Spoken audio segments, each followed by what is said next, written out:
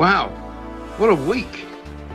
We thought last week was pretty amazing. This week is even better, right? We're all still on a high over here at MG Towers because our views have just got higher and higher and higher. Last week we had literally the best numbers we've ever had. So many of you joining in, so many of you watching, so many of you actually sending super chats and all the rest of it. Absolutely amazing. So listen, this week is not going to disappoint, I have to say, because it turns out that just a couple of hours ago, Morgan McSweeney, the man who's supposed to be the power behind the throne of Keir Starmer's Downing Street operation, has been fired. He says that he's decided to leave, but, you know, nobody believes that crap. He's been fired out of a barrel, as if that's going to save Keir Starmer's career, which is, I don't think it is. We're going to have an incredible week coming up. Just imagine, Monday, Tuesday, Wednesday, Thursday, Friday. We've had so many great guests, loads of them last week. We'll have loads of great new guests this week as well. We'll be dissecting the trouble with this government, what's going wrong, what they need to do to fix it. And all of your views will be, of course, taken into account and will be augmented by us. So we're really pleased. Here's what we're going to give you now. It's Sunday afternoon, and so basically it's time for you to be able to look back on what we did last week and have a look at all of the good things and all of the highlights that I've already forgotten about. I love watching this because, you know, you forget what we did on Monday. We forget what we did. When people say to me, what did you do last Wednesday? I can't remember. So watch this. Watch the roundup. It is, of course, the one and only Mike Graham Show. We'll see you tomorrow at 7 a.m. Lots of love. Bye. But Stephen Barrett is a man that we need to talk to this morning because he is in the House and he's got, I'm sure, lots and lots of advice for Peter Mandelson and Keir Starmer and possibly David Lammy and everybody else who's now embroiled in what appears to be the most cataclysmic political scandal of our lives, Stephen, I think. Very good morning to you. Yes, good morning to you, Mike. I think this is far bigger, and if you'll excuse me, I am too young to have lived through Profumo, but I was aware of it because, you know, everybody becomes aware of massive political scandals. This is so much bigger than Profumo. I mean, this is without question the biggest scandal, so by default, of my lifetime. But I think that we've ever seen in the British establishment, and the connections between Epstein and foreign, let's just call them foreign actors, is huge. Yeah. I mean, and this entire thing is rot, Mike. It's a contagion. It's a failing, an absolute moral collapse in the elite. I mean, just look at Peter Mandelson. That the man has nothing approaching morality, nothing approaching any decency or vague goodness. I have for a long time argued that our society is fracturing along a fault line I simply call, who would you trust your kids with? I mean, and Mike, I don't mind saying that you as a human being are somebody I would trust my kid with, you know, but Peter Mandelson is definitely not. No, I mean, that doesn't even need saying. But this is absolute corruption. This is high level contagion. And I have to say, Mike, for what? What does he want? He just wants money and the paper ownership, title ownership of properties in various places. What a sad little man. It's grubby, isn't it? It's very grubby. It's very grubby. But what a sad little man to live this way. You know, it's pathetic. You and I will both have eaten in terribly expensive restaurants and had all sorts of lovely supposed luxuries. Well, they are not worth selling out your country for. They simply aren't. No, they really aren't. And so many questions, Stephen, arose. I was asking a lot of them yesterday, and many politicians are now asking them today, because at the end of this road, wherever it leads, is a whole load of horrendous, awful betrayals, you know, betrayals of the country, betrayals of confidences, betrayals of promises, betrayals of democracy even. You know, it looks as though, I mean, there's even, I saw late last night an exchange between Epstein and Mandelson where he's basically telling him to try and convince Gordon Brown to stay on as Prime Minister and do a pact with the Lib Dems in order for them to continue to have the same influence that they want to have over Britain, and it's like, please tell Alistair this, and, obviously meaning Alistair Campbell, who's gone very quiet, although apparently he's just put a podcast out last night, which I haven't listened to.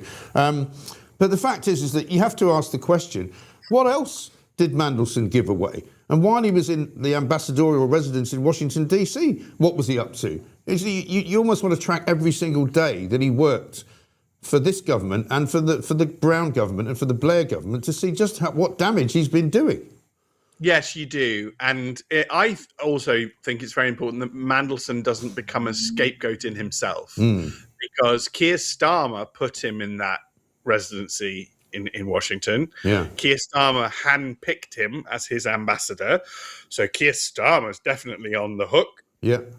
We're told that Gordon Brown reported or raised issues with him last September. So Gordon Brown's known for some time. So as far as I'm concerned, he's on the hook. Yeah. I don't see how in any way Tony Blair manages to avoid this, because he is the chief operator of all of these people. He is their CEO. Right. I don't see how he can't be connected or involved. And as you say, now there's also Alistair Campbell, one of Britain's least pleasant men. Yeah. And all of these people, I just despair, Mike. I absolutely despair. And I really want to just stress this to people. What are they selling out Britain for? This is what? So they have bigger numbers in a bank account. It's a waste of time. Real life is about having children, raising a family, and being loyal to your country and belonging. Going down your pub, going perhaps as I go to church or wherever you go to worship, being a part of your community, doing a litter pick, being part of everything.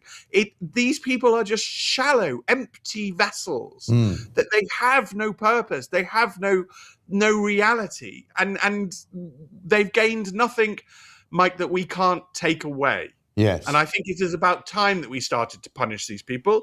I think it's about time that we started to do things like take pensions away, yes, and take money away, and perhaps take property away. I tweeted last night, we have something called unexplained wealth orders in this country.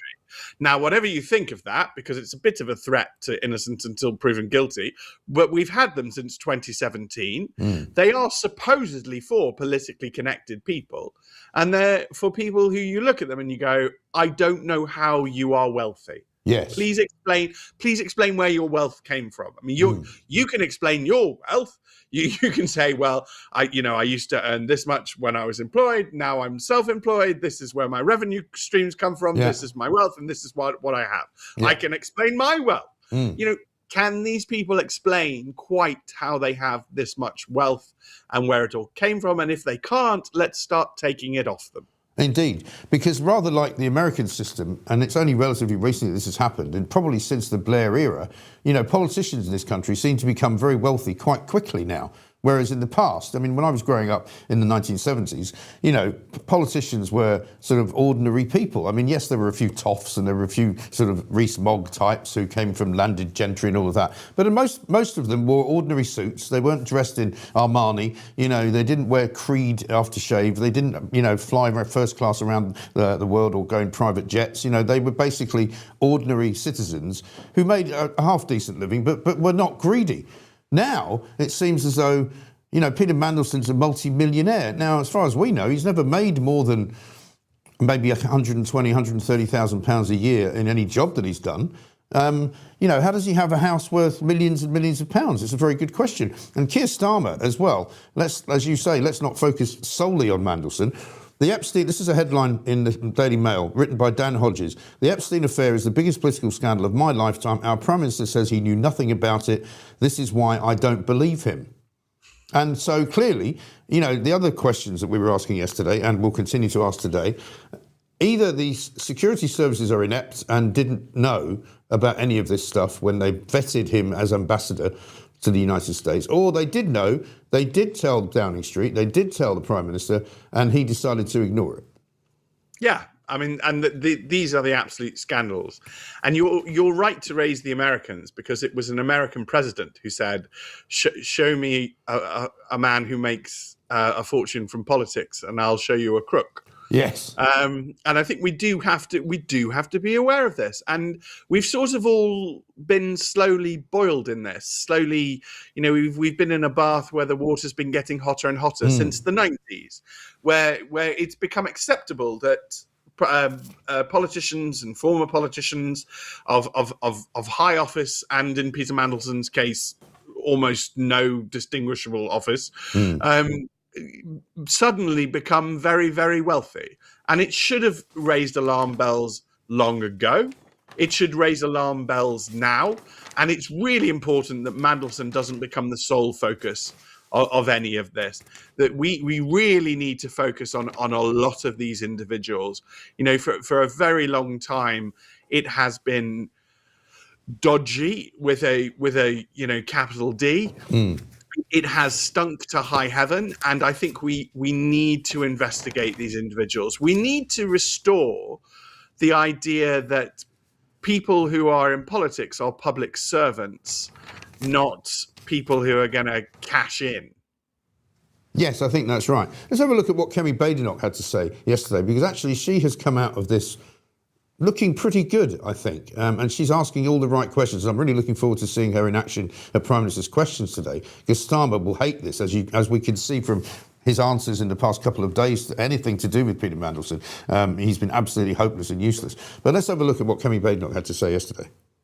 I think it was inevitable. I think it is right that the police carry out this investigation, but we should not let this distract us from the fact that the Prime Minister has his fingerprints all over this. He knew all of the allegations, concerns and reports about Peter Mandelson, knew that he was a close friend and associate of a convicted paedophile, and he still gave him the biggest job in the Foreign Office at a time when UK-US relations are at a critical point. That's what he chose to do, and he's got a lot of questions to answer. Which you'll no doubt put to him at Prime Minister's Questions tomorrow. Well, I could ask anything at Prime Minister's Questions. I think the Prime Minister has a lot of questions to answer, and not just him, but his Chief of Staff and all the people in Number 10 who pushed this appointment. I think it is a national embarrassment. There are many people who should have been given that job, or who should have been interviewed for that job, and they didn't get a chance. That's not right. What do you think about Sir Ed Davies' call for a wider public inquiry once the police investigation's over? I think it is important that we don't allow the Prime Minister to get off the hook and create a distraction about general things. He appointed this man. I think that's where the focus needs to be on, the person who's actually running our country, who has shown time and time again that he has very bad judgment. What about the fact everybody's pointing the finger at his Chief of Staff, Morgan McSweeney? Do you have a view about him, or do you think you blame the Prime Minister? I think that the Prime Minister has to take full responsibility, but there are a lot of questions that his Chief of Staff needs to answer. Who knew what and when? Why did the vetting go wrong? Why did they skip over lots of better qualified people and allow our country to be embarrassed in this way? Do you think the police should interview the Prime Minister as part of their inquiry? I think the police will make that call, but if there is evidence that shows that there is something to do with the Prime Minister, then of course, yes. But right now, I think the Prime Minister himself needs to come clean and tell us what he knew and when, and be honest about how this ever happened in the first place. Incredible. The list of questions just is endless, really, Stephen. I mean, do you have any faith in the system, though? I think that's a question that a lot of people are asking as well. Will the system actually work? Will people be charged with criminality if they are found to have been committing criminal acts? Will people be punished? Will people go to prison? Or will it all just be another kind of Westminster smokescreen, which everyone will write about for a few weeks and then it will go away? Well, I'm actually very concerned that this is being left in the hands of the Metropolitan Police. Yes. And I hate to say this, Mike, because, I like to believe in decency and goodness and in the competence of our country and its institutions. But I have no faith in the Metropolitan Police. None. And that's not because I've just randomly decided to have no faith in the Metropolitan Police. It's because of their actions now over years, over a number of years. I can remember, I don't have this curious sort of lack of memory that a lot of our mainstream media have. I can remember when the commissioner of the Metropolitan Police walked out of a press briefing and physically hit a journalist and knocked the microphone out of his hand. That to me was entitled narcissistic behavior. I can remember every single hate march. I can remember when the Metropolitan Commissioner pretended that he didn't have the power to block a march, yet he blocks marches by Christians without a second glance. I simply have absolutely no faith in the Metropolitan Police. I really don't know who decided that they should investigate this. To my mind, at least, that this ought to be at least the National Crime Agency, if not an organisation more superior and more powerful and important than them. But to leave this in the hands of the Metropolitan Police, who they are quite literally Sadiq Khan's poodles. Yes. Now, you can argue that will go well for the country, because you could argue that Sadiq Khan is so ambitious that he'd quite like to remove Keir Starmer, so perhaps he will allow justice to go ahead. But this is ridiculous levels of gaming and childishness in our system that we can't tolerate. We need proper independent police. Because it should not be any of this done at the whim of a single politician or a single political party or whatever it is that is going to end up running. And my first thought, and I tweeted this out yesterday when we found out the police were going to be involved, was, I know what's going to happen now. Every time anybody asks Keir Starmer a question, he's going to say, well, obviously, because there's an ongoing investigation, I can't comment on that. And I bet you he does that today at Prime Minister's Questions. I bet you he does, Mike, and I bet you that's exactly. I mean, look.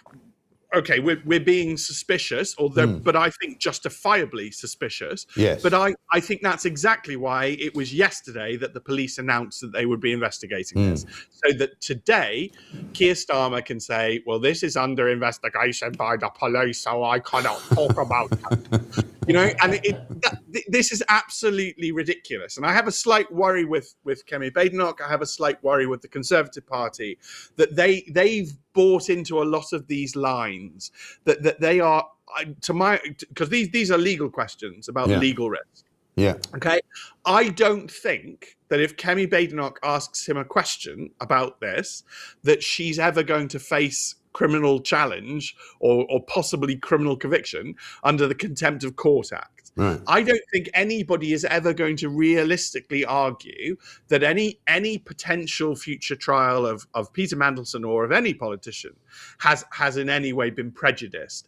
If you put Mr. Justice, I don't know if people remember, but the judge in the Axel Rudikabana case was Mr. Justice Goose. Mr. Justice Goose is tough as nails. You put Mr. Justice Goose as the judge in charge of any of these potential future trials of anybody, and I'm not speculating on who they were, but put him in charge, and you're not going to tell me that a trial has been prejudiced. So actually, I think it is about time that we ask very important questions, and I really hope she doesn't cowardly, chicken it out today, because she's in a unique position, and I think at the moment that's politically quite questionable, because there are all sorts of political forces now in our country. They're not necessarily well represented in the House of Commons. I think it is legitimate of Nigel Farage and Reform to complain that they don't get enough coverage in the House of Commons, that they don't have enough power there. I think it's also legitimate to say that the Lib Dems do get enough coverage and power and they don't use it for anything. They are literally a waste of space. But it's all going to fall on her shoulders. I don't want her buckling. I don't want her cowardly running away from the fact that these important questions have to be asked and forcing him to answer. The other person I think who we should focus a lot of attention on today is Lindsay Hoyle, the Speaker of the House of Commons, because time after time after time, he allows the Prime Minister to and I hate to say this, Mike, but if anybody wants to sue me, I'm pretty sure I can back it up with evidence. He allows the Prime Minister to mislead the House. He allows the Prime Minister to lie.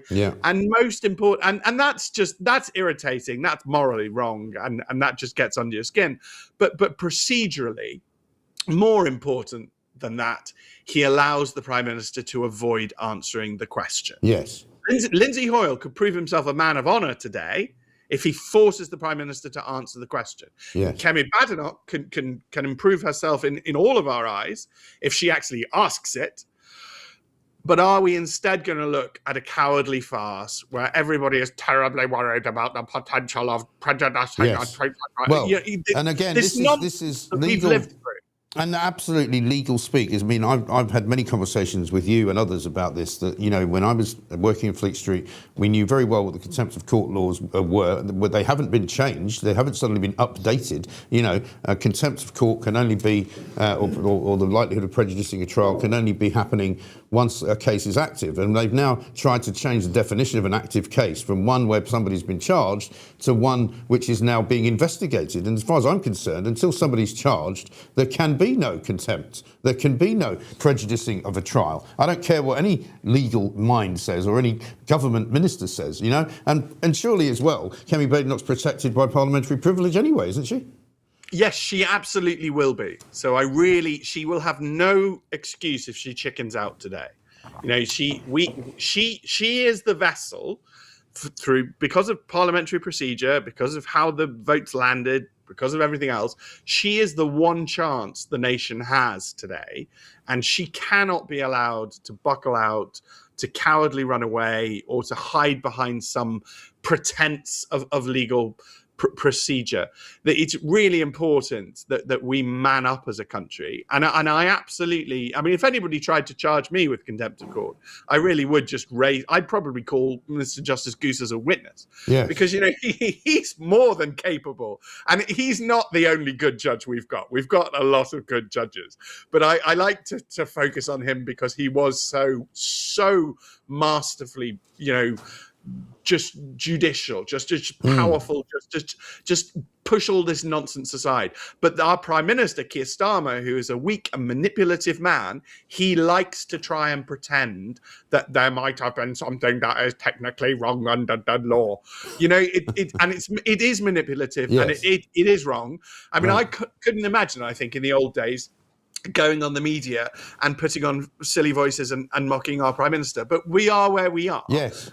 And this has to be called out. This absolutely has to be called out. And you as an old school journo are absolutely right to do it too, Mike. Yes. We have to do this for the young people because they don't know better. They trust our leaders. They believe that the Prime Minister is telling the truth. And it's our job to go, no, he's lying through his teeth. Yeah. I hope Kemi Badenoch calls him out today. Let's see what she actually does. Yeah, we will see. Good days. Are we ready for the song? Yeah, well, all I was going to do was the intro to a song which actually most people will know from Goodfellas rather than from actually the original, but it's Sid Vicious's version of My Way. I'm not going to do the quick part, but he starts out like this. And now the end is near, and so I face the final curtain. My friends, I'm not going to say that. I'll state my case, of which I'm certain. I've lived a life that's full. I've travelled each and every highway and more, much more than this. I did it my way. And then it goes into that great punk riff where you're going da da da da da da da da da. It's brilliant. It's a great version of My Way. Excellent. I think people got their value for money there. There you go. Absolutely. 5,000 likes. Watch out, Britain's Got Talent. Yeah. Go. Well, What's that, Mike? I'm just putting the herring in the rubbish. How come? Because, you know, they voted and you've got to stick with the vote. I know Donald said he wants to make some kind of appeal, but at the end of the day, you know, we've got a lot of clutter in the studio as well. People keep complaining we've got too much stuff. Is that the bin you just bumped into? I didn't think it was a herring. Well, it's not actually, is it? It's a crane. That's the problem. Yeah, I'm just going to chuck it in here. This is got the rubbish in. Stick it here. Down there. Somebody will get rid of it. Yeah, final words on the Yeah, crane. listen, I'm sorry about this, but it's not a heron at the end of the day. We can't have it. It's a crane, right? It's a crane. And now it's an X-crane. Goodbye. See ya.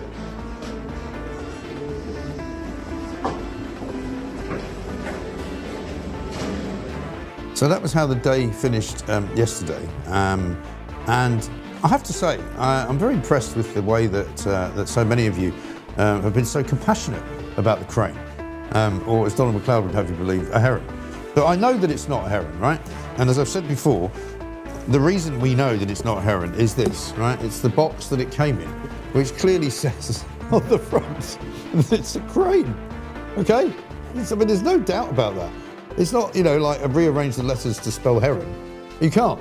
It's a crane.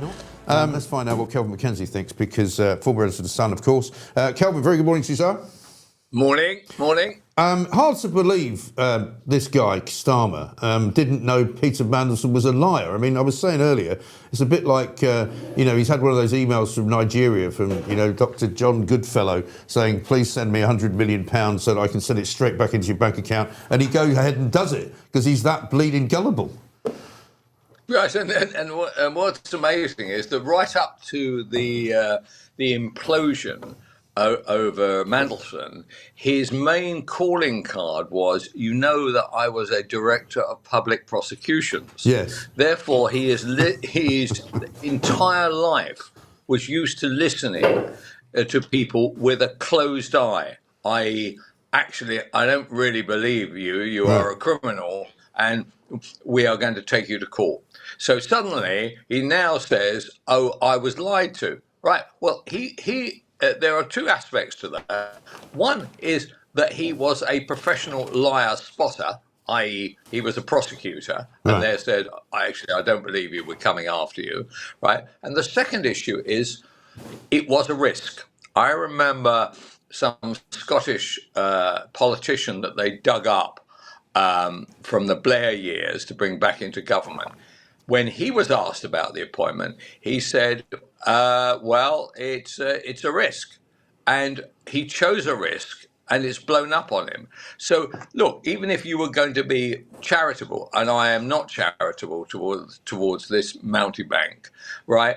Even if you were going to be charitable, you would say, actually, you fail on both of those rather important counts. Yes. And the real issue is that nothing can get done by this government, and particularly by him, if he's to hang around. Because this issue is not going away literally in the next week. It's not a 24-hour jobby. It's not a 5 days on the front page jobby. It is a permanent stain on them in office, but also a day-to-day problem, as every so often something comes up. For instance, the most interesting thing I saw, which I didn't understand, was that in Starmer's Commons speech, which went down like a cup of cold sick, what he said was, after he had been banged up against the wall by Rayner, which is not an attractive thought. Well, I'm not sure. Anyway, then he said, right, then everything electronically. This is the effect of electronically. As the Times reports last night, that means all WhatsApps, all texts, all emails between the wider Labour groupage are now going to be studied and revealed to that Commons Intelligence Select Committee. The issue about that is there is no way that any, supposing, for instance, there were a WhatsApp between, we'll say, Wes Streeting and Mandelson. Mandelson saying, what do you think I should do? And Streeting says, just sit tight, don't say anything, it'll probably blow over. Yeah. That would kill Streeting as a potential prime ministerial candidate, but it also might kill him even as an MP. I can see the ripples of this going out sideways, meaning that a lot more people are going to be damaged than just the prime minister. This is a major moment, and I can't even were Starmer to survive. How on earth is he going to have any authority? And who does this play to? This plays to the left. So all the MPs that are coming on, and this is where the BBC is 100% wrong. They are allowing Labour MPs to come on and say Starmer must go.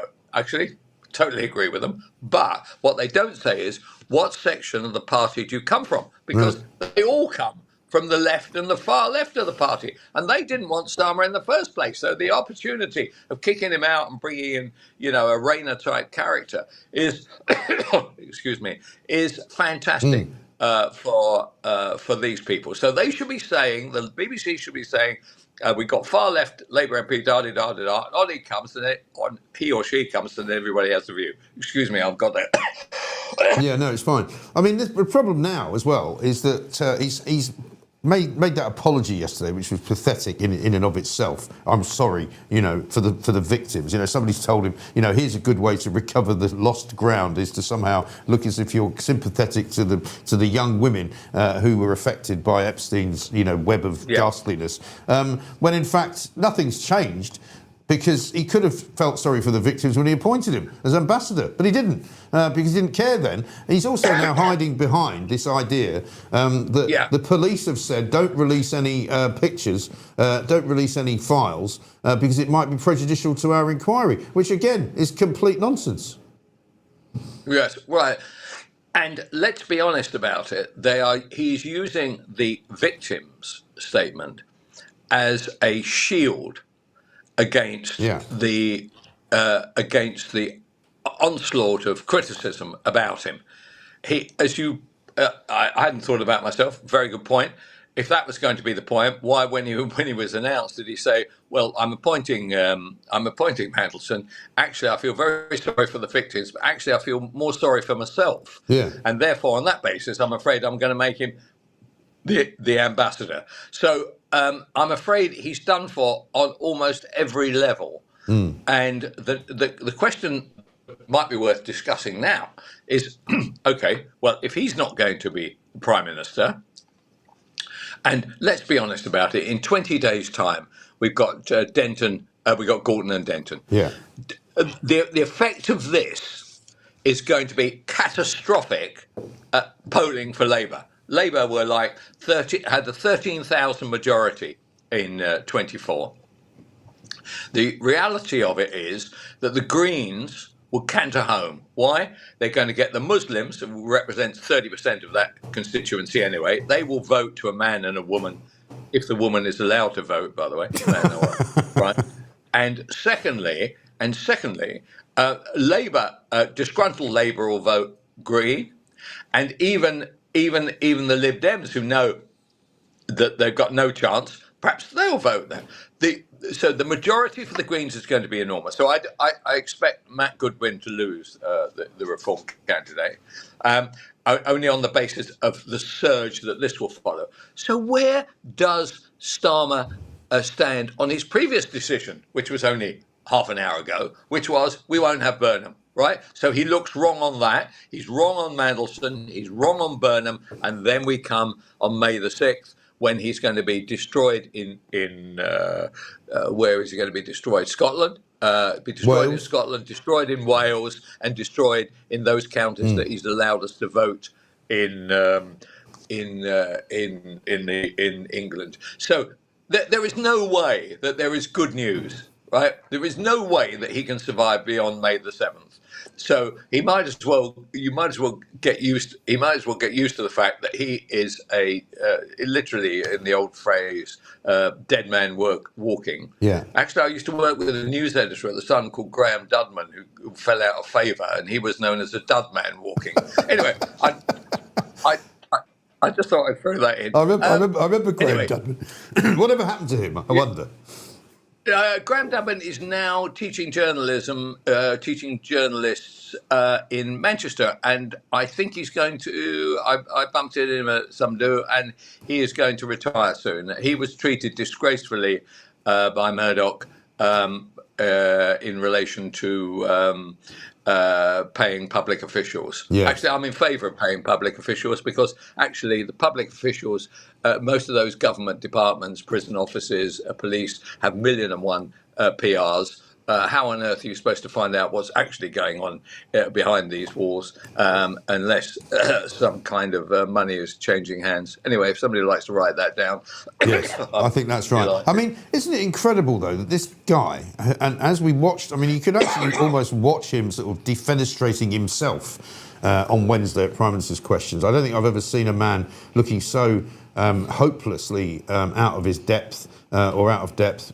He didn't know really what to do. You could see that he was really in pain as people were heckling him. He didn't understand why they were, why they weren't listening to him. It was almost like, and then you read in The Sun today, and the Mail, I think, have got it as well, that in 2010, Lord Mandelson tried to organise a tour of Downing Street for a Russian model at Jeffrey Epstein's request. I mean, surely somebody must have known that happened, and somebody must have told Starmer, by the way, he's basically bringing prostitutes and models into Downing Street to give them a look around the old Churchill room, Can I be honest with you? It won't be the first time, I suspect, that prostitutes have made their way into number 10. And the only reason that Mandelson took him round was because I wasn't available. But I think that everybody knew, and it became more urgent for Mandelson to have good friendships with Epstein because he knew in 2009 that Labour were never going to win that election, the 2010 election. Therefore, he was going to need money, and the only bloke he probably knew who was as corrupt as him was Epstein. Yeah. So this was always going to end in tears. But the question is, have you noticed how quiet Tony Blair's been? Yeah. So Sir Tony, call me Tony. He it was the guy who said my role in life is to make Labour love Mandelson. Mm. Now, wouldn't it be incredible if Mandelson ended up destroying Labour? So the great news for the Conservative side of the argument, whether it's Badenoch or Farage in all this, is that as longer that this drags on, the more certain we can be that a right groupage, one way or the other, are going to run the country in 3 years' time. But the problem is, it is 3 years' time. So, well, maybe not though. So, see, I've got a theory. I've got a theory that things will deteriorate so quickly once Starmer goes. I mean, we've already got the Bank of England today downgrading yet again. I don't know how many more times they can downgrade their forecast, but, they downgrade yet again the forecast for growth. Next 2 years is going to be an absolute car crash. We're going to run out of money. Rachel Reeves is probably going to go along with Starmer, so God knows who they're going to bring in. They might as well bring in sort of, Olga Corbett to be the Chancellor, to be honest. But I think there will be a massive financial crash and they'll have to have an election. I don't know why I think it, I just think it. Well, it is certainly true that there have been there has been a similar number of U-turns by the Bank of England as there have been by Starmer. Perhaps that's what keeps that Burke in a job. So if you look at what does the future actually look like, you see, the worst aspect of this discussion is that it means our country is in bad shape. Yeah. That's the thing that upsets me most. I actually want our country to do well. I want I especially want the finances to do well, because one of the things I'm concerned about is that you say we're all going to be skinned. I totally get that. However, it will be those who are in state employment who are able to use their leverage, either doctors, railway people, anybody who has leverage, which is something that supplies the public, is going to do fine. And anybody else, you're in private industry and the like, where you've got all kinds of things coming at you. For instance, what about the young? What about the unemployment among 16 to 24-year-olds? Yeah. I mean, did you see that stat yesterday, which said that the over 70s are paying more income tax than the under 30s, right? As a groupage. Yes. When did that last happen? When was it that the over 70s were either earning more or got their pensions better than the under 30s?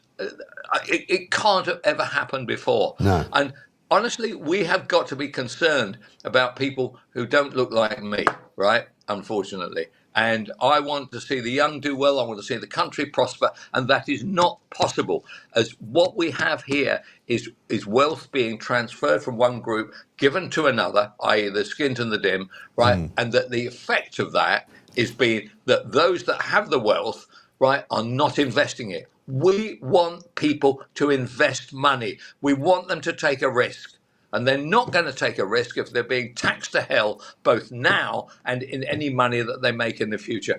What don't socialists understand? And this is why this is a one-term, disastrous,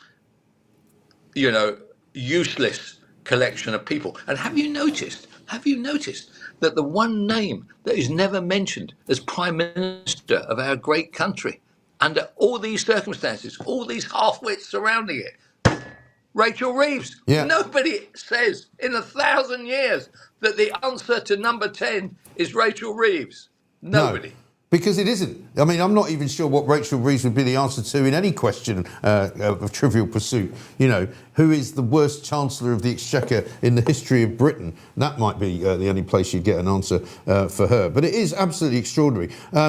I don't think, I mean, you and I have been around a long time. I have not ever seen such an incompetent group of idiots in charge of anything. I mean, literally nobody. I mean, Steve Reid yesterday was on Good Morning Britain basically saying, it's all very well to say with the benefit of hindsight, we should have known that Peter Mandelson was a liar.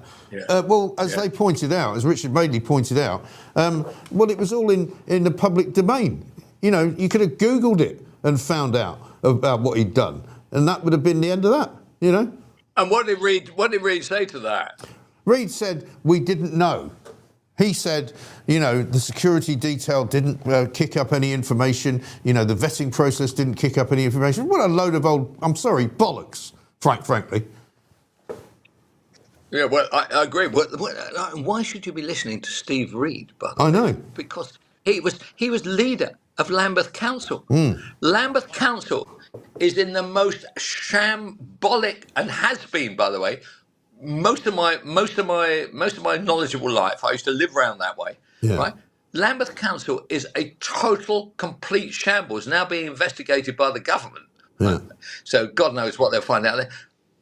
How does a person like that end up Secretary of State for the Environment and being wheeled out as some kind of guru about the Epstein Mandelson position? We should have a level of competence which a board, by the way, it doesn't have to be it doesn't have to be pro-socialist, pro. Just say that these guys have been put forward by the Labour, or they've been put forward by the Tories or the Lib Dems. Now I want you to ask a series of questions. What have you done in your previous life? Yes. Right? And then they say, I ran Lambeth Council. At that, there's a trap door, bang, it opens, disappears, and that is the bloody end of it, right? Yep. You don't have to listen to somebody explaining to you what a genius they are and how they're worried about the future and all the rest of it. Yeah. The competency level is really terrible, and my fear is that okay, so. Imagine what the pressure is on HMRC right now. Yeah. In order to come up with a solution to what we should do in relation to the 40,000 that Angela Rayner chose not to pay in stamp duty. Now, there's a very good guy called Dan Needle, who says that on average the tax expert. On average, the fine will be around 8,000 quid. Right. Okay. Now, can you imagine the pressure that's being put on, political pressure being put on HMRC right now to say, don't do that. Or the opposite, do that. So from the Starmer people, they're coming in saying, give her a good whack, because if she's fined 8 grand or 10 grand, how on earth can she go from being fined 10 grand by HMRC to putting herself up as a potential Prime Minister of our country? Or the other side, her lot, all the trade union movement, all piling in to HMRC saying, look, do her a favour. It was an administrative oversight. Isn't it funny with those administrative oversights, how they always go out in favour of the politician? Yes. Anyway, so the other side are saying, for God's sake, don't do that, right? Because if you do that, her career will be over, da, da, da, da, da, da, da. So it'll be very interesting to see what happens. She herself accepts that she can't run for number 10 until the HMRC issue is resolved. Now, the other thing they could do is just keep it going. Just keep it going. Normally, when you deal with the tax man, it takes forever to sort everything out. So let's hope this is the case, because then she's on the outer and can't run after May or June. So what's your bet? Your bet is come May or something, he gets slung out, or there's a challenge. Immediately there's a challenge, he has to stand down. He's not going to fight it. It's not going to work. Right. So who in your bet will be Prime Minister come September? My worry is it's going to be Miliband, because he's the most popular man in the party, incredibly, and he's also been leader before, so they'll take a view that he's the safe pair of hands, even though he clearly isn't. He's not a safe. In fact, he's an unsafe pair of hands. I mean, But why would you pick somebody who had been beaten before? So that's how desperate they are. Yeah. How desperate Labour are, that they are now hunting round to dig up bodies that previously most people thought had totally expired. And he has some grip on Starmer. Because I don't know whether you remember, I don't know whether I talked to you about this, about some I listened to a BBC 5 p.m. Radio 4 programme in which he was on, and it was put to him, is it true that Starmer came to you and said, you've done such a good job at energy, thank you, done such a good job at energy, we are transferring you, we'd like you to move to housing, because Angela Rayner's gone. That's right, and he wouldn't go, right? And we're 1.5 million homes, and so far we've built 7, and one of those has fallen down. Okay, so we'd like you to go in there with all your energy and all your drive and push it right on. Honestly, it'd be fantastic, right? And so what do you think then, Ed? No. Pardon? Yeah. No, I'm not going. And effectively what he said was, okay, if you want me to do that, I'm not going to do it. I'm going to go back to the backbenches and cause you merry hell as leader, as people coagulate around me from the soft left. I was absolutely astonished that a Secretary of State would feel boldened enough to go on a national media and actually say, I gave this to the Prime Minister. And so that's how strong he feels. So you may be right. I was chatting with Jacob Rees-Mogg the other night. And by the way, could I recommend that you get Jacob to come on? Yes. A more elegant, fantastic man, interesting, intelligent guy. I've yet to meet. An absolute joy to be alongside. And the way he argues should be a masterclass for all forms of politics.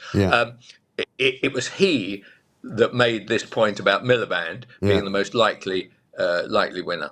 Well, we've got there's a fantastic clip, if you haven't seen it, of him defenestrating James O'Brien, who tried to allege that he had a family trust which was run offshore, and he basically gives James O'Brien a lesson not only in arguing, but in family trusts and in offshore funds. And it's a beautiful thing to watch. Well, James O'Brien, by the way, don't worry about James O'Brien. He's done great. He lives. I think he lives Brentford way, and he lives in a gated community. He does. So congratulations to LBC. Well, congratulations to him for having an audience, right? So at least we know that there are 500,000 half-wits in our country. So he's got and he's done. They've paid him. They pay him Mondays and Fridays. They send a security van round. But sometimes the security van can't get in with the money because they haven't got the gate number. No, so everything.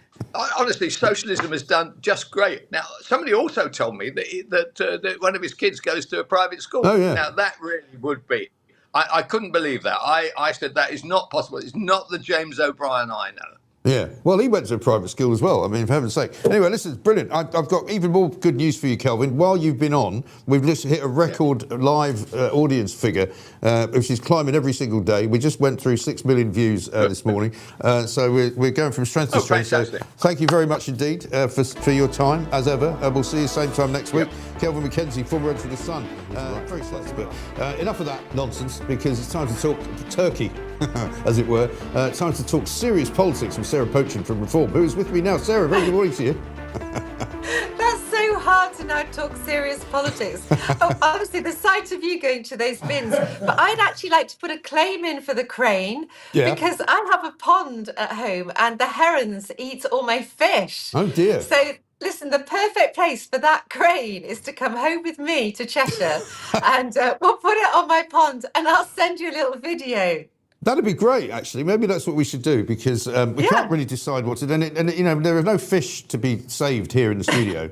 So I think that's a very good idea. Very good idea indeed. Now, I mean, if I had come to you this morning and told you the story of what's been happening in the Labour government for the past sort of 48 hours, you probably wouldn't believe me. You know, I mean, I've been in this business a long time. I've never seen a scandal like this. People have started to say it's as bad as Profumo, goes all the way back to that. I was a bit young when that happened, but it's certainly the biggest political scandal, because we don't even know where it ends yet, do we? Well, yet again, we're seeing Keir Starmer's judgment being brought into question. You know, his judgment of the people he surrounds himself with has already been in question with the various ministers that have had to resign. You know, you had the corruption minister resigning for corruption and so on and so forth. But this appointment of Mandelson as our representative in the United States, one of the most sought after and senior and high profile positions that this country, this government gives to somebody, it's an honour. And yet Peter Mandelson gets given that. And thank God he's now been stripped of it. But what it does tell us is that the judgment of this Prime Minister yet again is called into question. Now, that is one thing, but let alone what's happened in Peter Mandelson's murky past. And do you know what, Mike? I actually think that Peter Mandelson is looking potentially at a jail sentence, because this is market manipulation. He shared government information, incredibly sensitive information with his friends. And I think you're looking at market manipulation and criminal charges. You've got a background as a magistrate. You know the law. You know, this is clearly, and he hasn't denied it. You know, he's kind of slightly mealy-mouthed said, "I don't recall whether I sent that email. I don't have any recollection of the money going into my account," which sort of sounds a bit like a non-denial denial, doesn't it? But it gets worse. You know, we learned last night that he was having a conversation with Epstein about persuading Alistair Campbell and Gordon Brown to do a deal with the Lib Dems to stay in power, because Epstein didn't fancy being in opposition. You know, almost as though Epstein was a sort of de facto member of the cabinet. What you're seeing here, what the British public can't stand, is a group, and yet again, of men or people in powerful positions prepared to act fraudulently, to act with corruption, without integrity. They're powerful, they're wealthy, they want to control the political establishment, let alone the abuse of young women that has clearly gone on. In every way, this is sordid, this is distasteful, and it's exactly what the British public hate about the establishment. It really is. And I mean, I think if Starmer's reputation was at an all-time low before all of this came out, it now is, you know, even further down below that, because it's his judgment is now in question. Dan Hodges has written a great piece in the Mail today, which I recommend you read. I don't know if you have, where he says, look, there are only three possible choices here. One, Starmer didn't bother asking anybody from the United States about, you know, the problems with Peter Mandelson and his connections with Epstein. Two, he was told about it and he basically didn't do anything and decided not to reveal that to anybody else. And three, he just basically kind of sat there and did a favour for a mate. In any of those three circumstances, surely Starmer has to go as well. Exactly. Look, anyone who reaches the highest level of government, like Keir Starmer now has, needs to behave with the highest amount of integrity. You know, we need to be squeaky clean as politicians. And he clearly is involved in something very, very unsavoury. Now, you're not telling me that Keir Starmer did not know about some of Peter Mandelson's skeletons, because Peter Mandelson has been at the heart of the Labour Party for his entire adult life. And so I do not buy for a second that Keir Starmer didn't know anything about any of this. But more importantly, surely Peter Mandelson was vetted thoroughly. Surely the Prime Minister was told by our security services that he was not an appropriate choice to be the United Kingdom's representative in the United States. I'm not buying any of that. This is murky. It's absolutely stinks. And you know what? I think Keir Starmer could well end up going over this.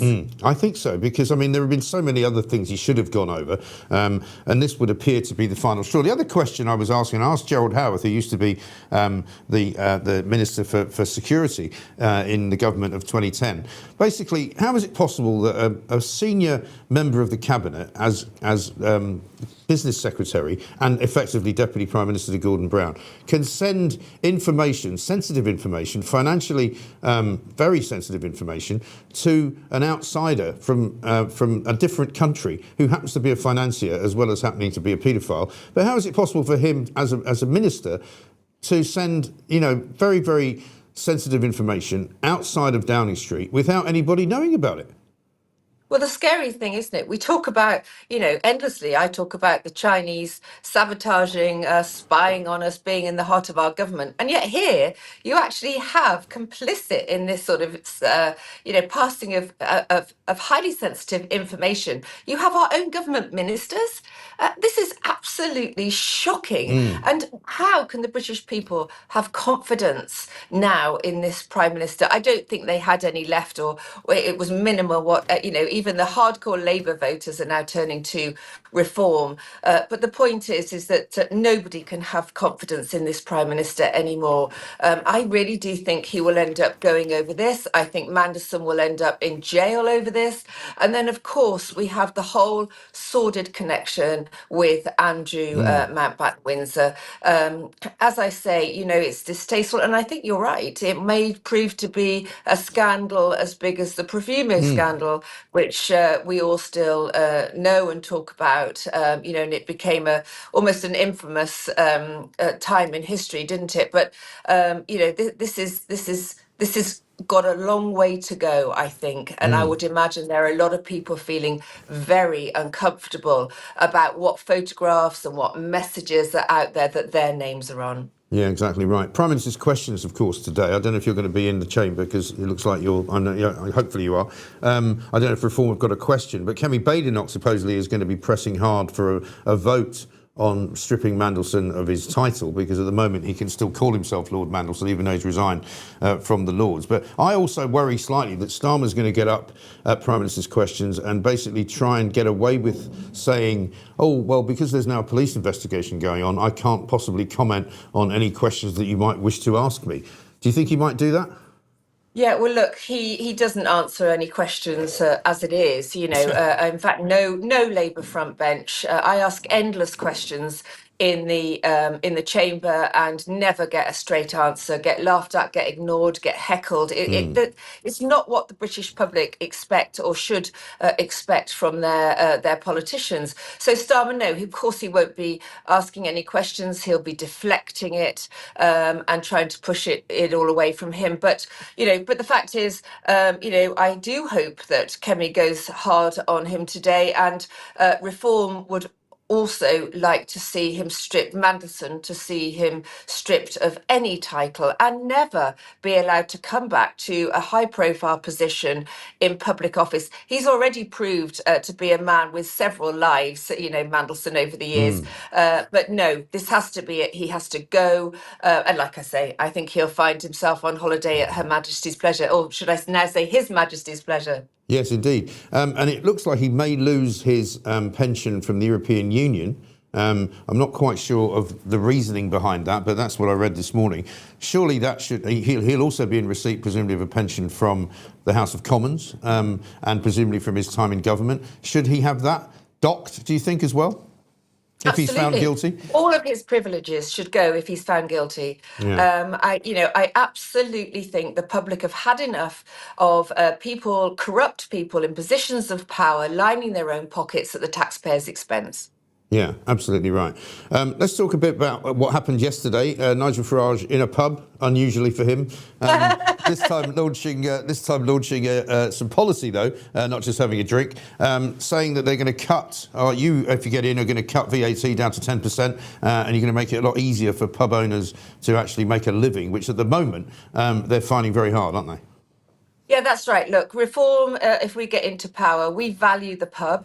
We value it as part of British history, part of our culture, and importantly, a place where, people go and debate things like politics, without not being allowed to talk about that. We welcome free speech, and the pub it should be the heart of free speech. So reform will decrease business rates for pubs. We will decrease VAT for pubs. We will decrease beer duty for pubs. We need to support pubs. We need to support the hospitality sector as a whole. This hospitality sector has already, under this Labour government, lost, last time I looked about a month ago, 118,000 jobs.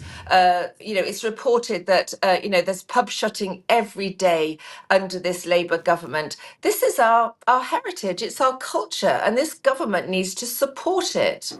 Absolutely, and I enjoyed the sort of the faux beers that were put up at the pub launch, including Job Goblin with a picture of Rachel Thieves, as we like to call it, Landlord Hell. We've got Starmer's Atwit. We've got Doomed Bar, which was all very good. Because I was watching, or rather reading a piece the other day, in which it said that as alcohol tax has gone up this week, the average cost of a pint is now reaching sort of £7, £7.50 in a lot of places, of which landlords only get about 47 pence. It's absolutely crazy, isn't it? The tax now on things like this, and it's prohibitive, and it's no wonder that pubs are struggling. And of course, under the Labour government, who clearly have no comprehension of what it's like to run a business, as we know, none of them on the front bench have ever run their own business. But they put on national insurance increases. They put the minimum wage up. They're introducing the workers' rights bill. Everything that stops small businesses employing people, everything that stops growth. And without growth in this country, we cannot prosper. I have up in my constituency of Runcorn and Helsby on Friday morning my first business breakfast for a group of businessmen locally, and I guarantee you I will be hearing this story time and time again about high street business rates, about all the things I've just mentioned, how hard it is now to employ people. This Labour government is doing everything it can to destroy the economy and destroy growth in this country. Yeah, exactly right. I think we've got a little clip actually from your colleague Dr. David Bull on the pub situation. Have a look. Today, Reform UK launched our campaign to save Britain's pubs. This is to back British boozers. We believe that over the course of the next Parliament, we can save you £1 off your pint, and we do that by actually cutting VAT, making sure that we reverse the employer's national insurance back down to 13.8%. We will cut the beer duty to 10%. And over time, we will also reduce the burden to hospitality industries. It's the right thing to do. It's the way forward to save our local communities, our rural communities, and to bring people and families back together. Dr. David Bull, what a fine man. Lovely little microphone. And now I saw the bus in the background there. Here's a question for you. How many parking tickets has the bus accrued since you've been travelling around the country? Well, actually, I was pictured in the driving seat of that bus up in Gorton and Denton last week. It's absolutely fabulous. It actually belongs to Richard Tice. He's got a reform bus and a reform taxi. Yes. So there you go.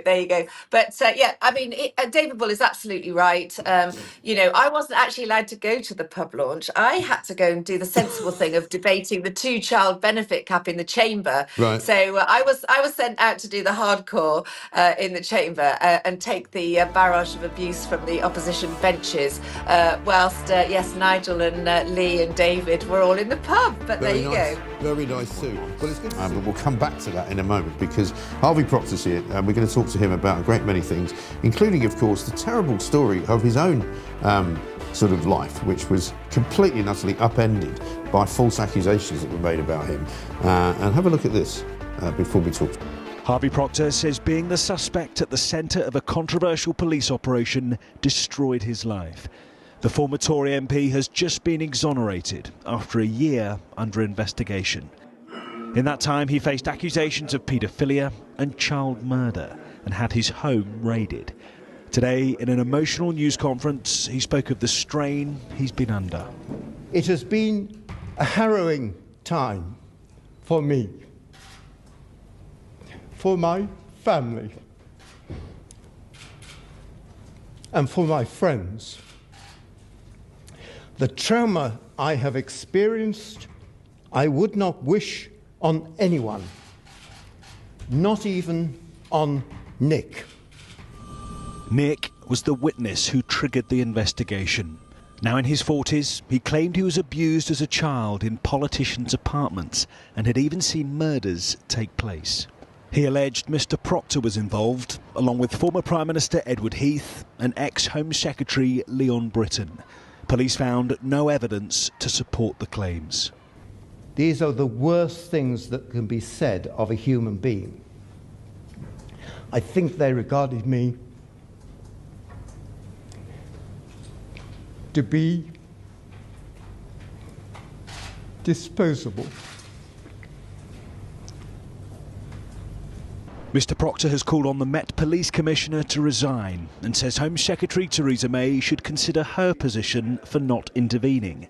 The Met has already said it won't apologise and will continue to investigate serious allegations of abuse.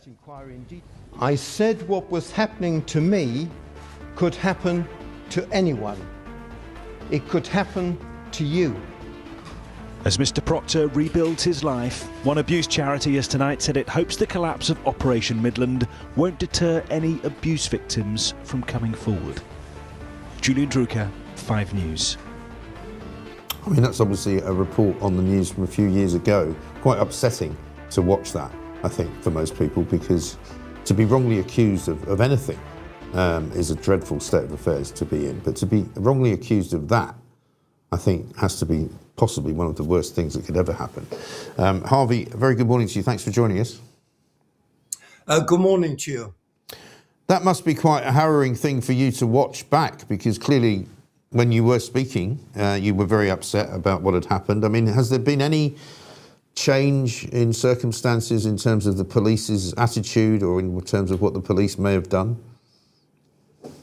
Well, of course, subsequent to that, and we are talking over 10 years, the police did apologise, and I did sue the Metropolitan Police and form a settlement with them.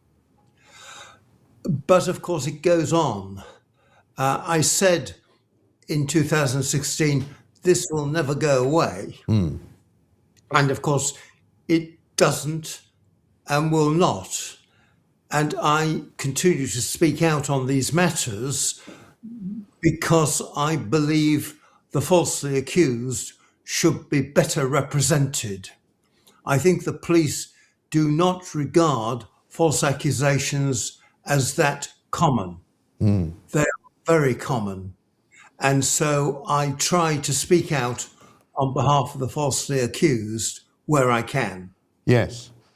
And I mean, I don't know whether you would agree with me, but I wonder whether when you see the situations, for example, now with Peter Mandelson and historical things that he has done, I wonder if there's a contrast and a kind of hypocrisy to be drawn there in terms of, you know, the way that some people in government speak. You know, they speak of you know, like what happened to you was despicable, ghastly, horrible and awful. And as you say, it kind of follows you around for the rest of time. Peter Mandelson, on the other hand, is a ghastly individual, a horrible man, somebody who has been guilty of things in the past, which everybody knew about. but he gets talked about as if somehow nobody knew. Well, I think there is a group at the top of the Labour Party who have double standards on all these matters. Have you noticed how quiet Tom Watson Yes. become? Yeah. Well, Tom Watson was presented to the House of Lords when Tom Watson became a peer by none other than Peter Mandelson. Yeah. And Tom Watson was the cheerleader in chief for Carl Beach, Yes. who made allegations against me and others. He has said not a word about what is happening at the top of the Labour Party. Remember, Keir Starmer, before Operation Midland, was director of public prosecutions. Yeah.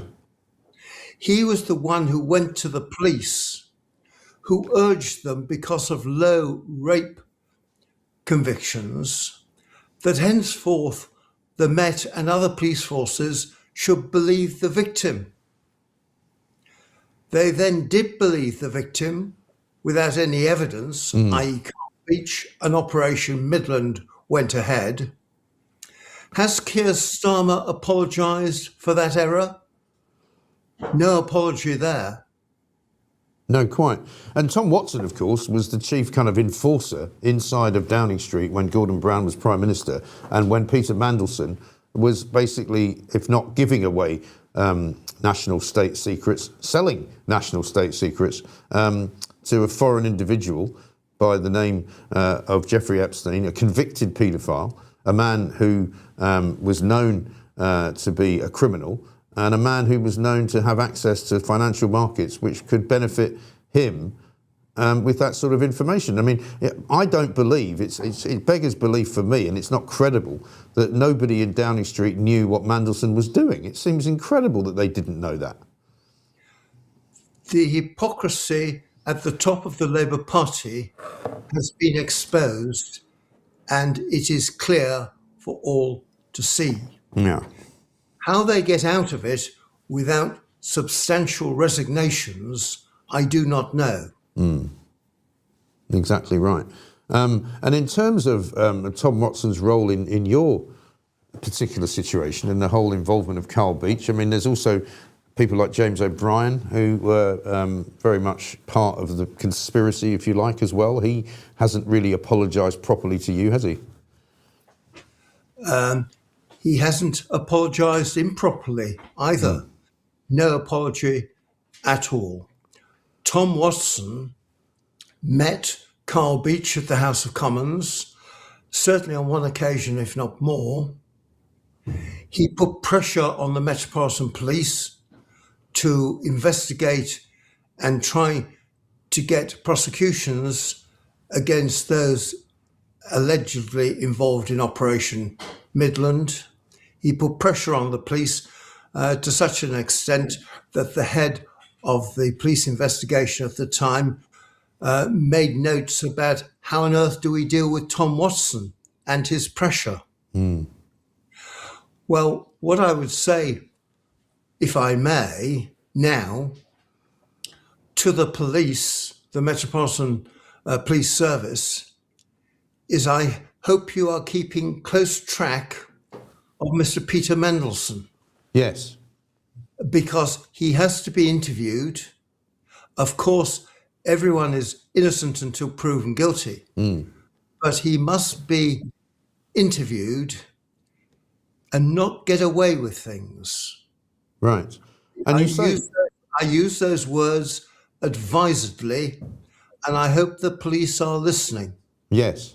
Well, what's interesting to me, and I smell a rat here, if you'll pardon the expression, Keir Starmer yesterday, when he had his speech about an apology and how sorry he was for the victims, even though he didn't appear to be sorry for the victims when he appointed Peter Mandelson to be ambassador to the USA, he said that he wanted to release documents, but the police had advised him not to in case it prejudiced their inquiry. Now, to me, that smells like Downing Street and Keir Starmer going to the police to say, look, if you tell us not to release these documents, we won't release them. Yes, there's certainly a cover-up going on. Whether it will be sustainable over time, I do not know. But if I was the media, I would be ringing the Metropolitan Police Service day after day after day to discover when they propose to interview Peter Mandelson. Yes. The sooner the better. Yeah, why haven't they done it already? They've had time. They've had time.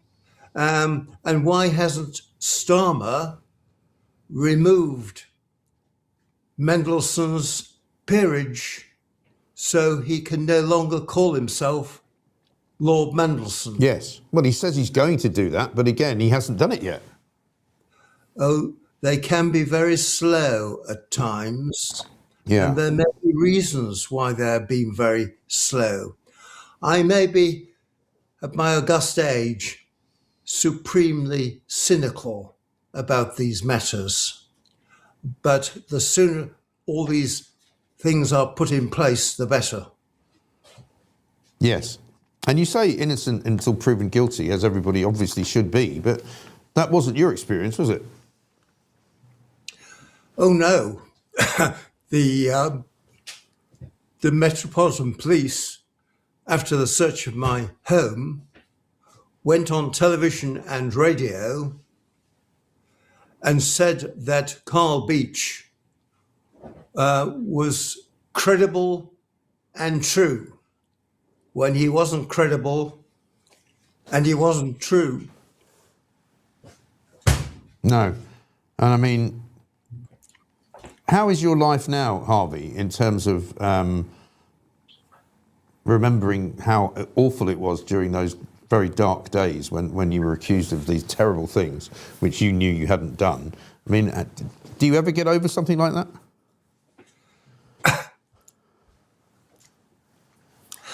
I'm not sure because I haven't yet. Yeah. I have the great support of my partner, who I've known for over 50 years.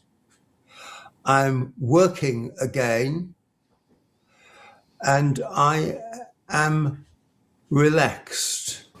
But the idea that this can ever go away is nonsensical. It can't, and it won't. Yeah. But I do my best to speak out for others, particularly the false accused. Yeah. And when, as I'm kindly invited to comment on political or topical matters, I try to make myself available. Yes. No, we're very grateful that you have done that this morning. Let me ask you one sort of final question about the state of the nation, because we talk a lot on this show about a lost Britain, a country that we all grew up in, which seems to be not really there anymore, for a whole variety of reasons, not just simply because of the changing demographics and all of that. But what do you make of the way Britain is right now? It's not what it was 50 years ago. Britain has changed considerably. Whether we can ever get back those qualities and benefits that we had all those years ago and be the Britain that I remember as a teenager, I'm not sure. But while I'm alive and others I know are alive, they will try. And do you miss that Britain? I beg your pardon? Do you miss that Britain that there used to be?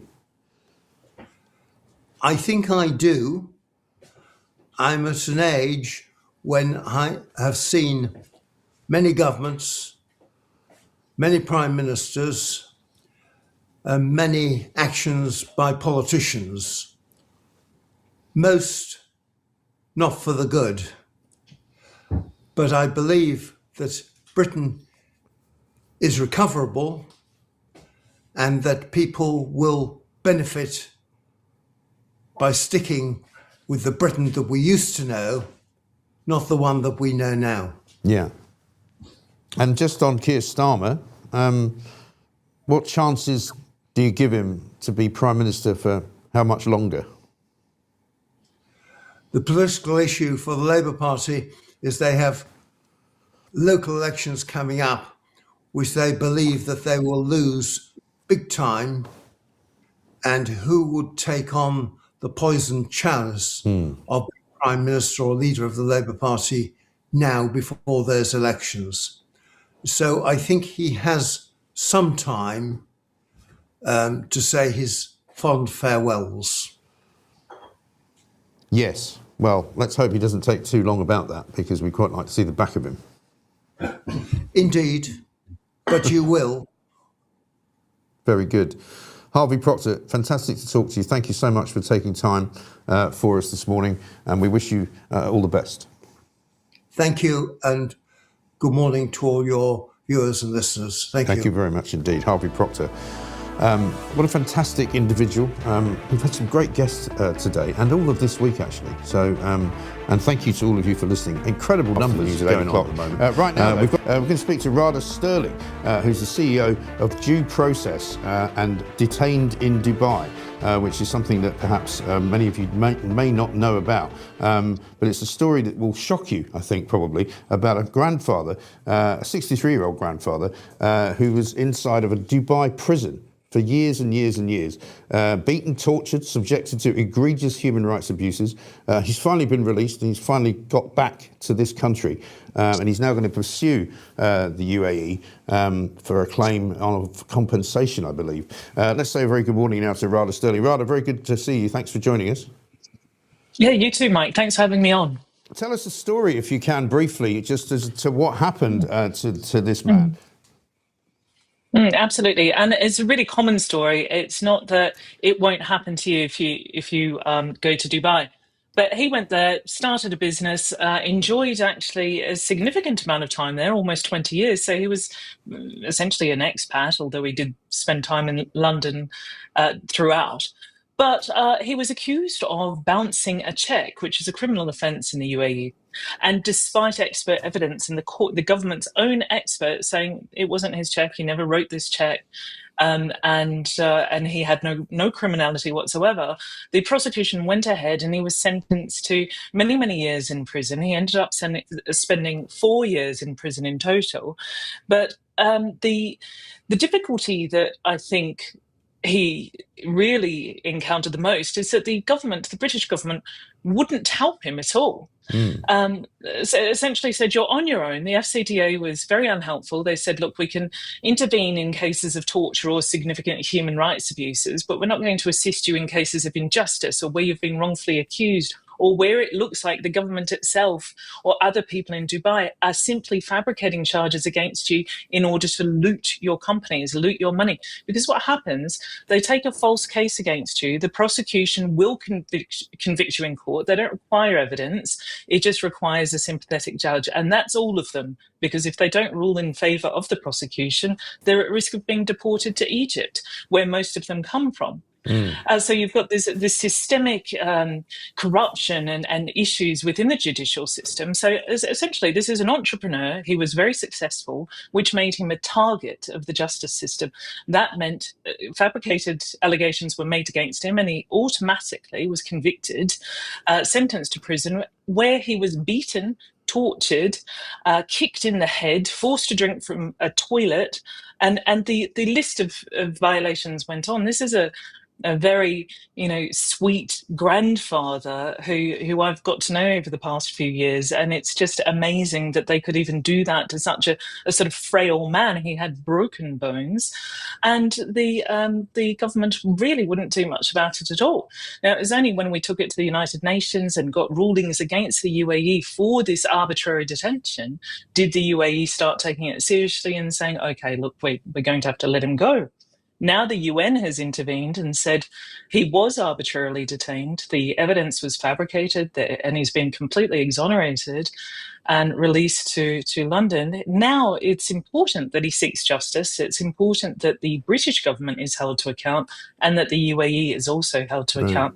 It's a difficult task, obviously, bringing a foreign government to justice, and you have a lot of issues there, but there are criminal elements here, and we want to take out criminal actions in the UK against them. Right. And as far as the torture goes, and those things, the terrible kind of abuses that you mentioned, was that not, could you not convince the Foreign Office that that was true? I mean, because if they say that they're going to represent someone who's being tortured, and then you say, well, here's the torture, and they say, no, we don't believe it. I mean, was that what they said? I didn't say that. They did call for an investigation by the UAE. They brought in medical doctors, what the UAE government did to appease the UK government, and they agreed that he had been tortured.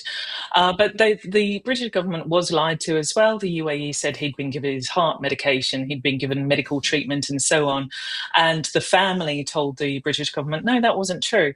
And really, they wanted to wipe their hands of it as much as they could. And it was only when we, requested assistance from members of the House of Lords who took a serious interest, did they actually do something? But even then, it was really limited. They absolutely didn't do what another government would do. For example, I've been dealing with J.D. Vance, Donald Trump, and the Irish government as well, the Canadian government. I've seen what they do and how they go out of their way to ensure the treatment, the good treatment of their citizens and their release.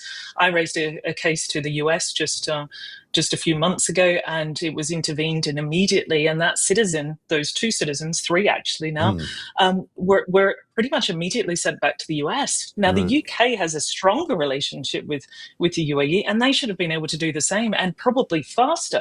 So it's a deliberate decision that they're making not to help British citizens in trouble there. The problem is, that they're creating a terrible investment environment in the United Kingdom where entrepreneurs and business people want to leave the country, and Dubai seems like the ultimate destination for a lot of those people. The travel warnings that the British government reports on their website are totally insufficient. They don't cover the serious risk that entrepreneurs especially are at when they go there. And when they do get into trouble, they don't help. So it's obscene that this environment is being created in the UK where people don't want to have business there. They don't want to, they don't want the new digital ID. They don't want to be reporting to Companies House all of their personal details. It's unnecessary.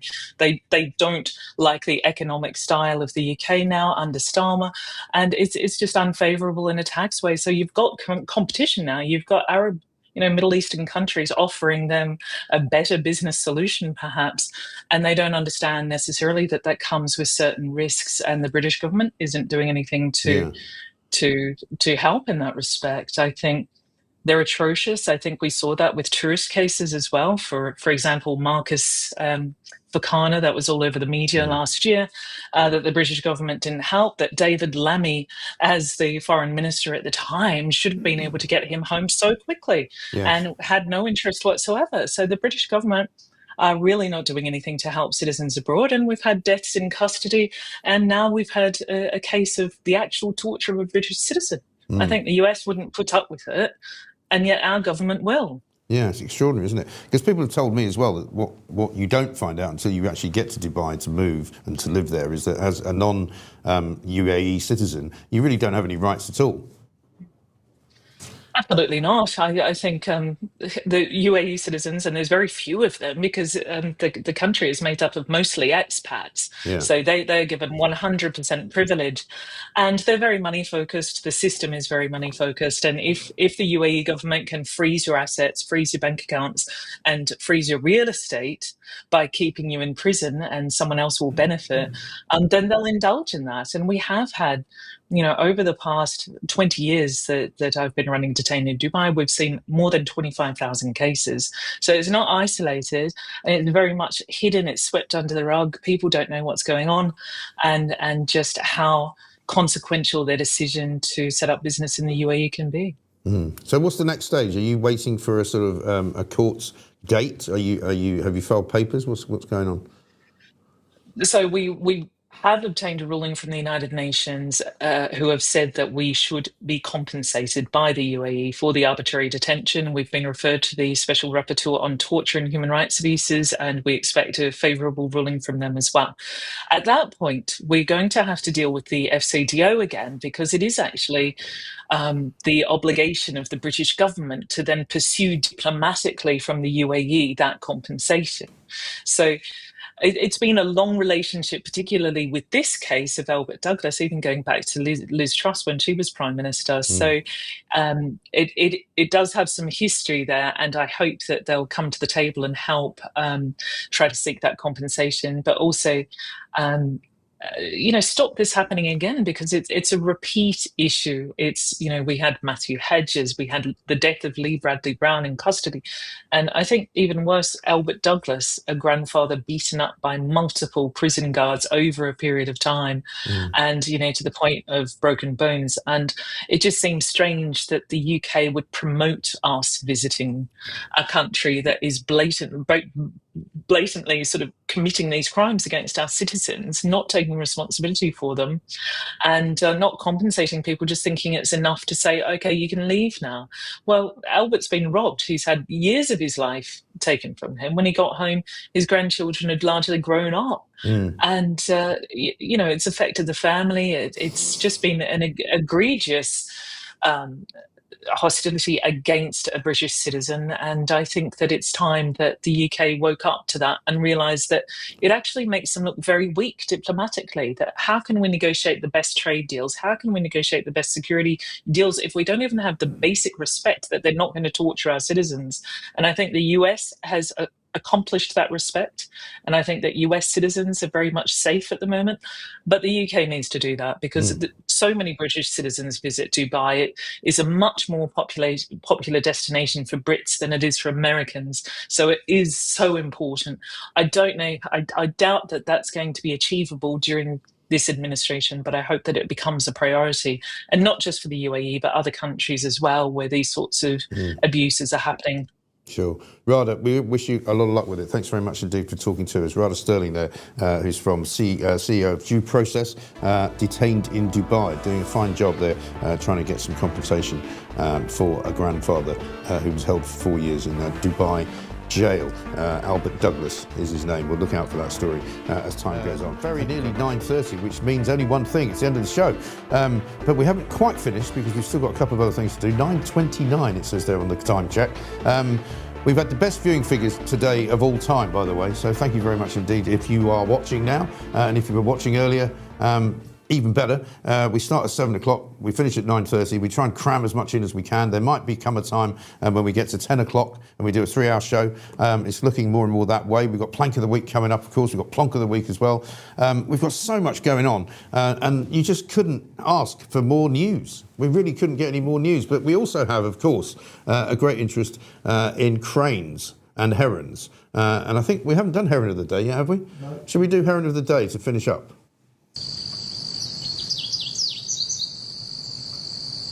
Neck. And there's one from Julie, who says, our impressive heron statue in Castletown in the Isle of Man. Now, isn't that cool? Do you know, I've never been to the Isle of Man. And what a beautiful S-shaped neck that thing has. That really does set it apart from a crane, in my view. But, I'm no expert. Are we going to replace the heron at any point, Pooch? Or what are we going to do? Is it something that we can do before the end of the show? Are we going to try? Pooch very kindly escorted me to the bins yesterday, and we managed to find the heron just before the people took it out. So if you watch carefully, you'll see him. His legs have fallen off. The heron is literally... The heron is literally now in 2 pieces. What can he do? He's got a bag over his head, because you'll never see Pooch's face. He's like the Stig. You'll never see him. There he is trying to put the old heron together. Maybe put him on the shelf. Yeah, it's not easy when you've got a bag on your head. No, I can see. That's probably another picture that we'll see coming out from the Mandelson files of Mandelson with a bag over his head. No doubt. Pooch, thank you very much indeed. Thank you to all of you for watching. Thank you to Charlotte for setting everything up, of course. Thank you to Donald for the heron stroke crane. We'll be back at 7 o'clock tomorrow morning, after which time, who knows what will have happened, because we'll have had Prime Minister's questions, which is midday today. I'll give you a commentary on that later on, I think. This, of course, is the real home of common sense. And there's the heron back in his rightful place. And we'll see you tomorrow. And finally, Pastor, this has been a great interview. People are loving you. We must do it more often if we can. Britain is in a bit of a bad way at the moment. It's in a pretty poor place. People are struggling. Costs for everything going up. Cost of living's going up. Unemployment's going up. We've got a terrible government. Can I ask you a favour? Could you say a prayer for Britain just before we go? Absolutely. Father God, in the name of Jesus Christ, Lord, we come together standing in agreement to every Briton that is watching this broadcast. We believe in your word, Lord, that you are the King of Kings and the Lord of Lords.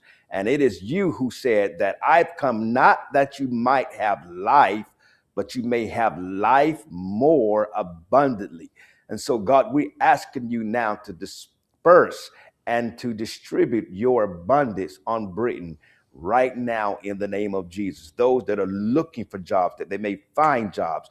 Those that are looking for pay raises, that they may get the pay raises. Those that are struggling from check to check may begin to have an abundance of flow. And Father, if it be your will, raise up another leader in Britain that believes in the power of economy, that believes in giving back to the people and raising up the might and power of the UK government, oh Lord, that money and wealth may come to every person that is listening to this broadcast, that is watching this broadcast, even in their health, in the name of Jesus, that they may be healed in their bodies, and those relationships that have been broken, let them be mended. Lord, they know what you need. And so thank you for this opportunity to share this word of the Lord Jesus Christ right here on this wonderful, amazing show. Thank you, Lord, for allowing us to do this. Now we speak blessings over Britain in the name of the Lord Jesus Christ. It is so. Amen. It is so. It is so indeed. Pastor Mark Burns, brilliant. Thank you so much for joining us and taking the time. I know it's not a very hospitable hour there at the moment, but I really appreciate talking to you. Must do it again. We must catch up very, very soon. And give our regards to President Trump, please, from us. I sure will. I sure will. God bless you, Charlotte. God bless you all. Thank you all. Thank you very much indeed. Pastor Mark see you Burns. tomorrow.